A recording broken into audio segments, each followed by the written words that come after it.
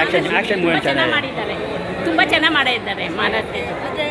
Covid ಟೈಮಲ್ಲಿ ಈ ಥರ ಎಲ್ಲ ಹೌದು, ಕೋವಿಡ್ ಟೈಮಲ್ಲಿ ಆ ಥರ ಮಾಡಬಾರ್ದು, ಆ ಥರ ಒಳ್ಳೆ ಇದು ಮಾಡಿದ್ದಾರೆ ಇವರು. ಇಷ್ಟ ಆಯ್ತು. ಇಷ್ಟ ಆಯಿತು. Good one, nice story. ಚೆನ್ನಾಗಿದೆ. ಸರ್ ತುಂಬ ಚೆನ್ನಾಗಿದೆ.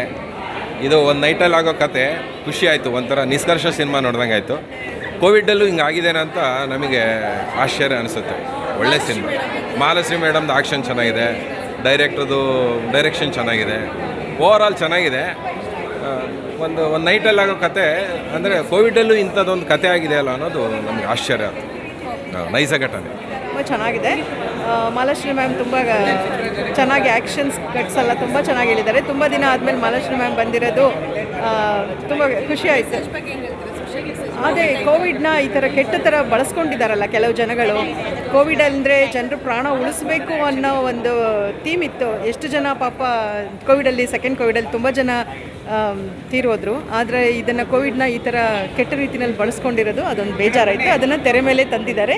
ಒಂದು ನೈಟಲ್ಲಿ ನಡೆಯೋ ಕತೆ ಇದು. ಮಹಾಲಕ್ಷ್ಮಿ ಮ್ಯಾಮ್ ಒಂದು ಡಾಕ್ಟರ್ ಆಗಿ ಜನರನ್ನ ಹೇಗೆ ಪ್ರಾಣ ಉಳಿಸೋಕ್ಕೆ ಎಷ್ಟು ಪ್ರಯತ್ನ ಪಟ್ಟರು ಅನ್ನೋದು ತುಂಬ ಚೆನ್ನಾಗಿ ತೆರೆ ಮೇಲೆ ಕಾಣಿಸ್ಕೊಂಡಿದೆ. ಚೆನ್ನಾಗಿದೆ, ಸೂಪರ್ ಆಗಿದೆ. ತುಂಬ ಚೆನ್ನಾಗಿ ತೆಗ್ದಿದ್ದಾರೆ. ಆಕ್ಷನ್ ಎಲ್ಲ ಸೂಪರ್ ಆಗಿದೆ, ಚೆನ್ನಾಗಿದೆ. ಎಲ್ಲ ಫ್ಯಾಮಿಲಿ ಎಲ್ಲ ನೋಡ್ಬೋದು.